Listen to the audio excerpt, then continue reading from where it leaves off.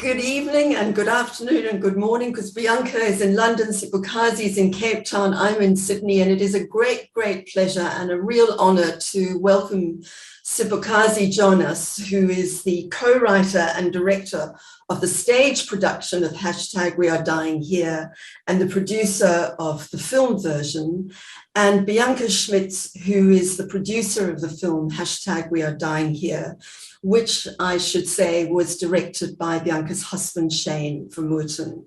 Welcome to you both, and what an extraordinary film we've just seen. My goodness, I kind of don't know where to start, but I'm going to start with a comment made by Yasmin Suka, who is the executive director of the Foundation for Human Rights in South Africa, who's referred to sexual violence as the silent story of the South African Revolution. But as we know, gender violence predates South Africa's transition to democracy. It was a grotesque feature of colonialism and the apartheid regime.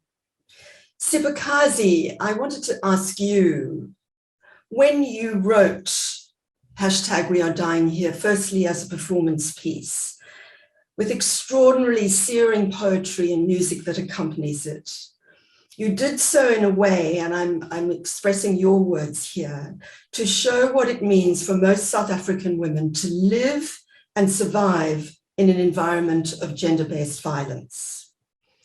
And given that unbearable tenacity, the unbearable tenacity and endurance of this scourge, and the cruel resignation of so many women that this is the life, in your words, we are living, what made you choose this time in South Africa's history, indeed in global history, to write #WeAreDyingHere?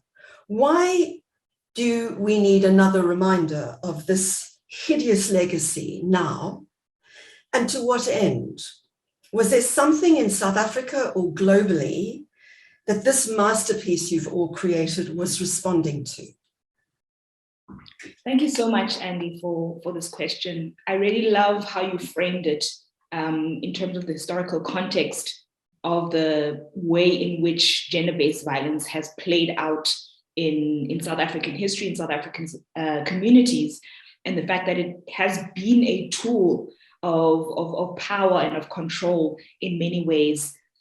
I think back to when I wrote the first poem that eventually became the stage production, which eventually became the short film. And that was in 2018, when I wrote it as part of a campaign that was running, which is the Don't Look Away campaign. And I remember, in terms of the global conversation that was happening, this was actually around the time of #MeToo, where hashtags were being used and trends were being used to hold conversation globally around the impact of gender-based violence and all of its various forms. So we were also being impacted by what all these revelations meant, especially of powerful men who were being exposed for the violence which they meted out for so long. And in South Africa, at the same time, we were having our own experiences of Me Too. We're having our own experiences of, #AmINext. And one story in particular that was the kernel that bloomed into this particular conversation for us was the story of a young student, Uyinene Mkhwetyana, who was tragically assaulted and murdered in a post office in Cape Town, South Africa. I believe that story has shaken many of us. And I remember just this overwhelming feeling of fear, of realizing that there's no space where one feels safe to be in this body, to move through the world in this particular way. And the poetry and this conversation with music was really a catharsis of laying out our own pain, laying out our own experiences, the psychological trauma that we carry and that we feel, the trauma in our own bodies. It became for us, firstly, as the cast, a way to put that out into the world, but then also to invite audiences to engage with their own feelings, with their own fear. And the movement then grew from that first workshop production. We were in plastic bags. We didn't really even have costumes, into the stage production, and finally into the short film that you see today. Thank you, Sibukazi. I think the thing that struck me about the film, just even visually, is the menacing feeling that you get throughout from the visuals, from the music, from the poetry and the lighting. And Bianca, I want to move to you to ask you about the transition from the theatrical production to the film version, and what made you decide to take this into a filmic version. What were the challenges that you faced in making that transition? But also to speak about this metaphor that is so clearly apparent about this war on women, and that we're looking at, in a sense, I am assuming, 3 soldiers who are fighting this war, or indeed trying to resist this war in some way. But those images of that armored vehicle almost stalking the women, the elements that are used of water and fire and burning and the collapse and desolation around the 3 women is just so extraordinarily palpable and terrifying, and it's captured so brilliantly. So I wonder if you could speak about that transition as a filmmaker and why you went there, and what the challenges were for you in making this extraordinary piece of work. Absolutely. Thanks, Andy. I think just to start off with, the stage performance hashtag We Are Dying Here is an incredibly powerful piece of theatre that completely stands on its own. And if anyone ever has a chance to watch it in person, it's truly a transformative experience. I had the privilege of watching the first iteration in the black bags when it was first done at the end of 2019, and then watched the filmed stage version that happened in Joburg in lockdown during 2020, which already had the war, a metaphor, kind of embedded quite heavily into the structure of the play, as well as the costumes and the environment that was created. But I think in looking at this adaptation from a film perspective, we wanted to make sure that we didn't take away from the magic that was held on stage, but we found ways to enhance it and make it in a way that was not possible on stage. So one of the main challenges was discovering which poems would actually work. So we took it from a 60-minute stage performance down to 25 minutes, which meant we had to lose a lot. So there is a lot that is missing from this short film, but we just didn't have the time to be able to include everything. So I think the first challenge was figuring out how we were going to piece this together to still make the story work. I think we wanted to make sure that not only was the poetry telling a story, but also visually, there was a visual story that happened throughout the short film as well, which I'm sure you can tell from them moving to all these different places and the enemy chasing them no matter where they go, and just this feeling of like not being safe.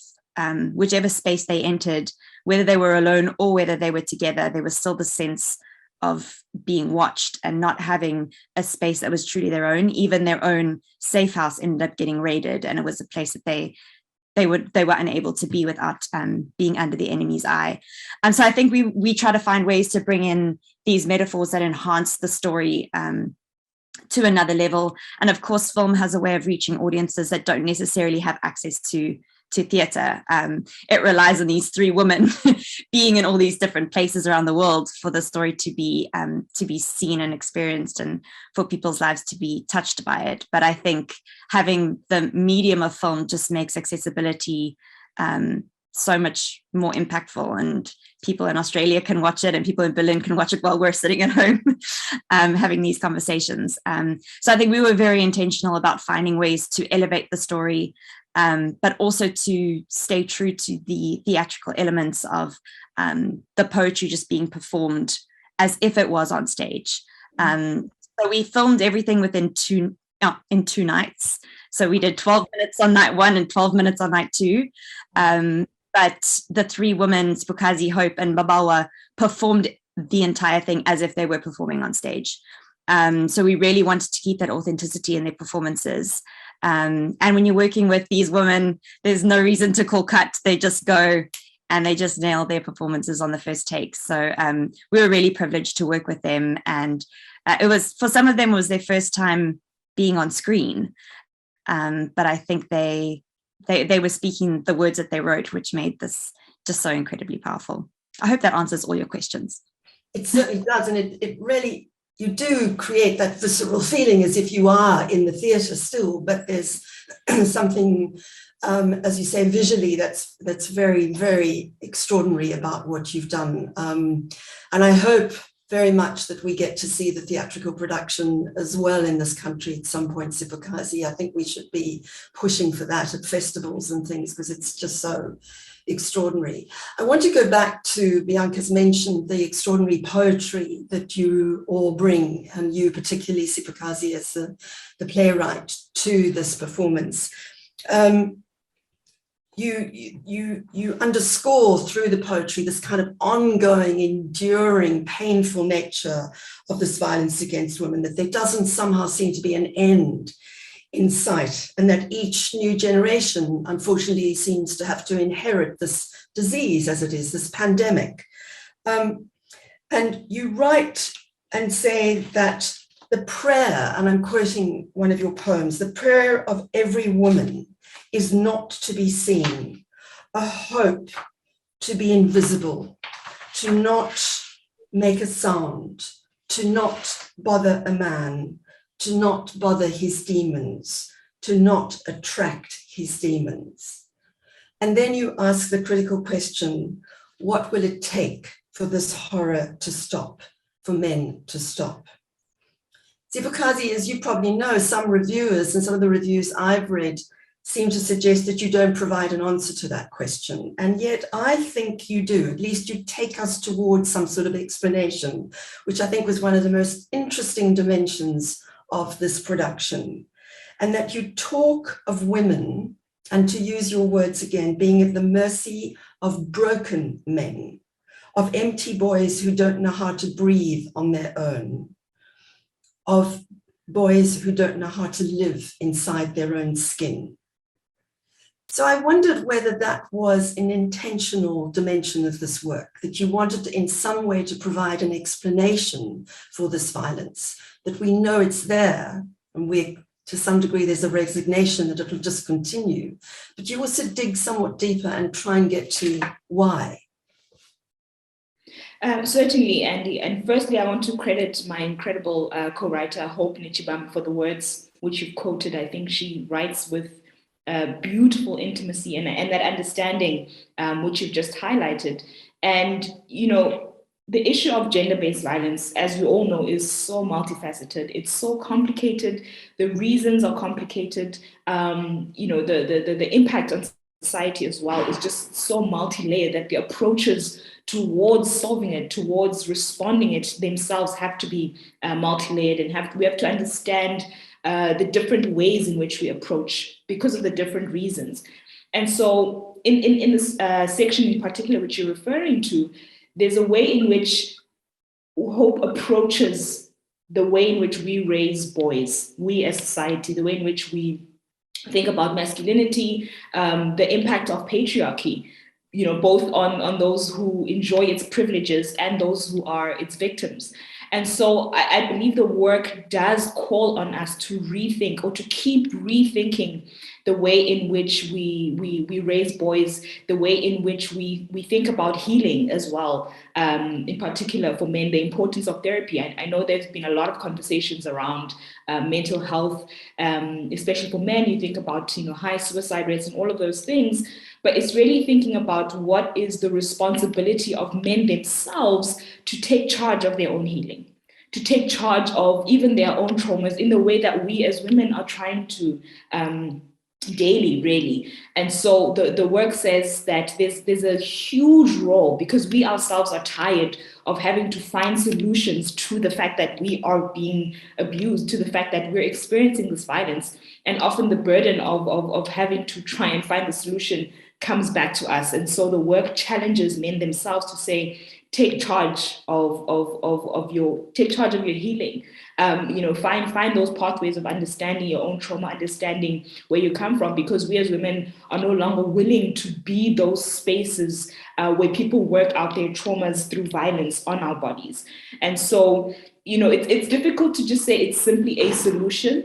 But it's really an unpacking and an interrogation of where those complicated social dynamics may come from, and the responsibility of men speaking to other men, calling other men to account, because that's not something that we can do anymore. We're still dealing with our own wounds. And so we found that we've had some responses actually of men to this work who have said they've received insight which they've never had before, with the hope that, we want them to pay more attention to what's happening in their lives. We've had, men who've said it's made them think differently about their relationship with the women who are in their lives as well. And I hope that it will do so, not just for violence between men and women, but violence in queer relationships, violence towards men, violence towards children, and all different groups of society. Thank you, Sipokazi. Well, I think there's something very important about that message that comes through, but particularly the words that you use, which reminded me so much of what's going on in Ukraine at the moment, that you are soldiers, you, the women in your production, are soldiers in a war that you did not choose. And so to try and actually, I think that's such a powerful line to make people recognize that they're the creators of a war, that women are simply trying to resist and find their way through, but a war that has to stop, and those who have the power can make it stop. We could talk for hours, but we're going to have to unfortunately bring this to an end. So I have a final question for both of you, which really goes to the last sort of searing cry that is sung by the extraordinary Babawa Makwetu, where she appears to give this plea at the end that we are dying here, we are dying here, we are dying in South Africa, we are dying all over the world as women because of this. And then there's that amazing scene where the three of you come out with your arms raised, as a way of surrendering to this enemy or protecting yourself from the enemy. So there are really two questions I'd like both of you to comment on. One is that the film in some way offers some sort of place of safety for women. I think that comes through very strongly, that you offer some solace because you're naming it, you're sharing it, you're building that kind of awareness together about that shared traumatic experience. But at the same time, it also offers some hope of changing what you are having to endure as women. And so I want you to focus on those two aspects and to talk to us about what has been the response of institutions. You talk about the church and parliament, and where you're not, even the post office, as you mentioned at the start, Sipokazi, where people aren't safe even within. This is not something that just happens in dark alleyways. This is institutional, it's structural, it's systemic. So what has been the response of individuals and institutions to your film, and really, and also from women, individual women, to the film? Bianca, you might want to start, and then we can perhaps end, Sipokazi, with your words. Right. Yeah, I think we've had the privilege of screening this film to very, very diverse audiences. So some of them, we did a screening in the UK with a group of about 40 individuals from across the world, varying ages. We've done screenings in South Africa, we've done online screenings. But I think the tragedy is that the response is all the same.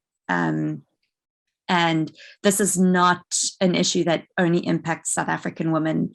It is a truth that sits very deeply in the souls of many women around the world, either to themselves, either pain that's held by themselves or pain that's held with women that are close to them.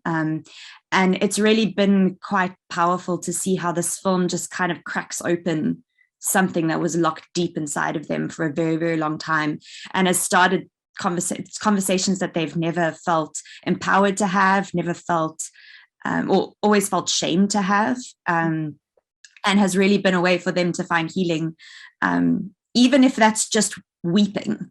Because I think women hold our emotions so deeply inside of us, and the fear of just being an emotional wreck, if we want to call it that, and the shame that comes with that, just giving a space where women are just able to just sit and weep from the pain that they've had in their lives, for me has made this project incredibly fulfilling in that way, to be able to create a space where there is freedom from those experiences. And I think the words that Sipokazi and Hope have written resonate so deeply with people. As you've quoted many lines from the performance, every screening we have, every man and every woman in that room is able to remember something that spoke to them, which I think is a testament to just the incredible talent that these women have.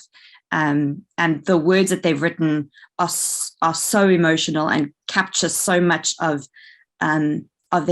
experience and emotion that people can just connect in and find something that really speaks to them. So I think for me, that's the impact that I've seen. And yeah, just there is a freedom that can happen. I hope that #We're Dying Here is a step in the right direction, and that there is more change that does follow from these various screenings. Thanks, Bianca. Sipokazi.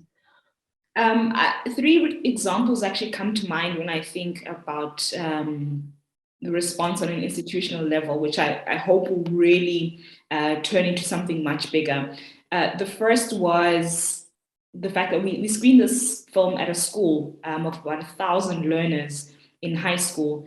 And it was in some ways, truly devastating experience, but also really liberating and enlightening, because when students had viewed the film, we weren't even prepared for this. They started sharing some of the stories that they themselves were living with, and experiences that they were living with, which I think shook the entire school, and certainly the staff as well, where students were sharing in a way that opened up the eyes of those around them that, gender-based violence isn't something that's so far removed, but it's something that people live with every single day.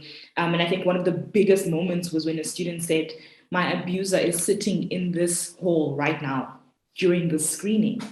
And that is something that shook all of us. And I think there was this greater realization of the fact that schools themselves can be complicit when stories are reported that, there's no action taken.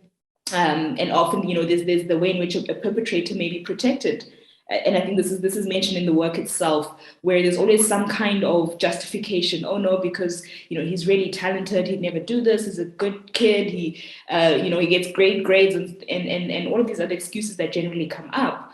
And one of the things that happened after that screening, that the school decided to set up a support group where students can actually come, they can sign up and receive support. For quite an extended period of time, they've been in conversation with a psychologist to really think about how they can make some changes on a policy level. So that's something that definitely has stuck out to us. I've also been, as a result of this work, been invited to a couple of conversations with churches where, we've had a panel with pastors and leaders in the church, as well as psychologists and social workers. And then I've come in as a filmmaker, I've come in as an artist to actually speak about this from an artistic perspective and the work that we've done. And I remember one of the churches in Johannesburg was planning on starting a kind of women's shelter.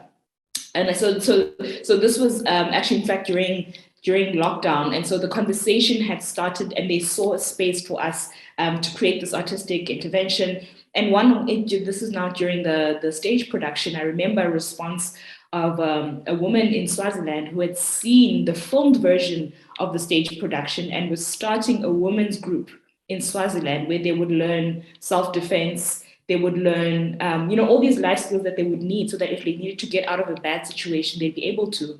And she was motivated by seeing the filmed version of our stage production.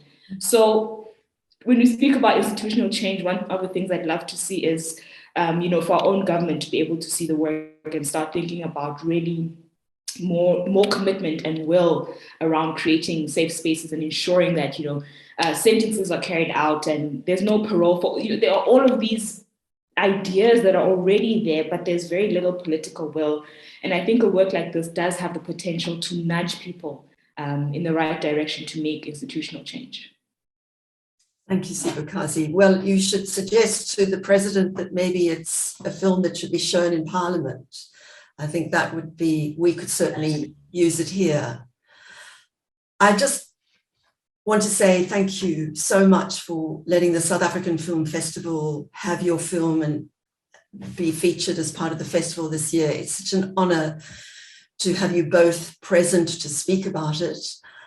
We wish you so much success with it and such incredible gratitude for the work that you're doing. Sipokazi, please convey our thanks to your fellow writers and performers. And Bianca, thank you for daring to take this into another iteration of visual form, which is so powerful. Thank you both. Take good care of yourselves, and thank you very, very much for this incredible opportunity. Thanks, Andy. It was lovely to chat with you.